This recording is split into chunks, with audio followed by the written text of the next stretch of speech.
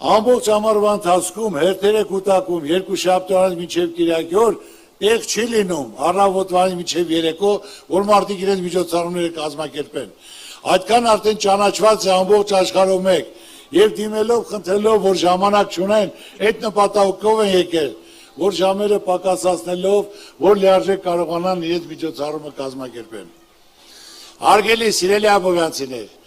այսօր ես կառուցում եմ Հիսուս Քրիստոսի արձանը։ Դա որպես իցույց աշխարհի, որ ազգային վերածննդի ներքին հարցության համերաշխության նշան, որ մենք ամբողջ աշխարհի հայությամբ միասնական լինենք։ Այդ մի կողմ դնենք ներքին թշնամանք ու ատելությունը, կառնանք համախմբված լինենք, որ մենք միասին լինենք, բոլոր խնդիրները կարող են կարգավորել, չկարգավորվող խնդիր չի կարող լինել, ու որ մենք աշխարհում ասելու բան ունենանք, որ աշխարհում մենք առաջի քրիստոնյա ազգն ենք, որ դա եւ հպարտություն է եւ մեծություն է, եւ այսօր դուք բոլորդ օր-օրի դասում եք այս երկու տարվա մեջ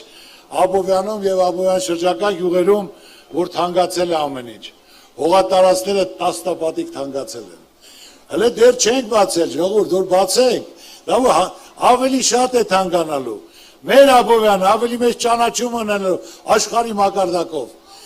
էլ չեն ասելու Բրազիլիա, ասել են Աբովյան, Կոտայք, Հայաստան, ամենահզոր կարող Քրիստոսի արձանը։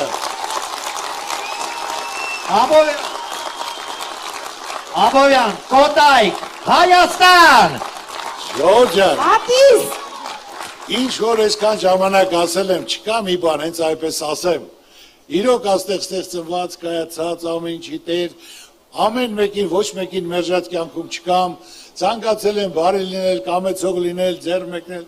կազմակերպել։ Հիմա կարող եմ ասել ձեզ, պատրաստվեք լավ փոփոխությունների, ժողովուրդ, ես օդի մեջ բան չեմ ասում,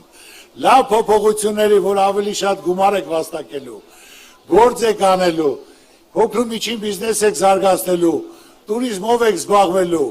միլիոնավոր մարդիկ են գալու, դա բացելու են եկող տարի, դուք պատկերացրեք, քանի միլիոն մարդ է գալու, գալու է, օգտվելու է, շփվելու է,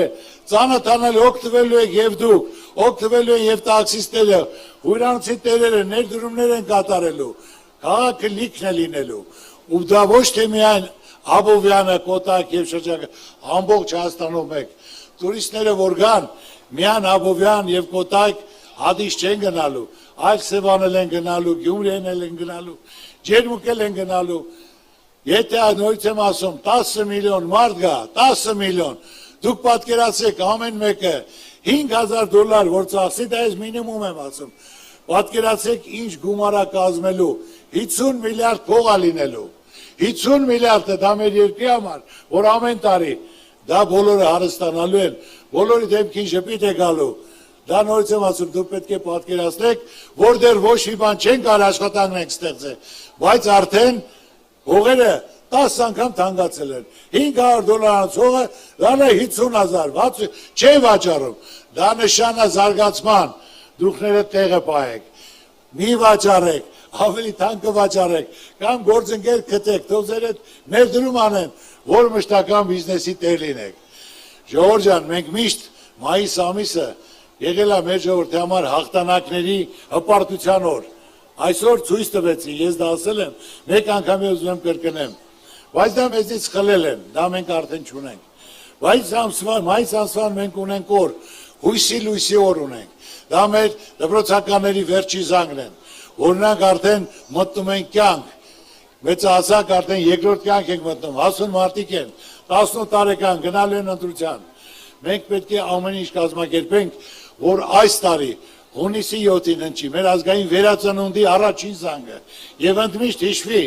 այսօր բոլորը ձեր ձեռքերում են, մենք ունենք ծրագիրը, ունենք թիմը, ունենք ցանկություն, ունենք հնարավորություն, ունենք կապեր, որ առաջնային մենք պետք է ապահովենք խաղաղությունը, որ պետք է լինի երաշխավորած, բարգավաճ երկիր, բարեկեցիկ կյանք, անվտանգ մեր երիտասարդության համար, որ մենք պետք է ապահովենք, որ լինի խեղճության, մենք կարող ենք հաղթարել խեղճությունը, հաղթարենք ներքին թշնամանքը, այդ սաղ պետք է դնենք մի կողմ, ժողովուրդ, մենք հայ ենք, անկախ կուսակցական պատկանելությունից, բոլորս այս երկրում ապրում ենք, պետք է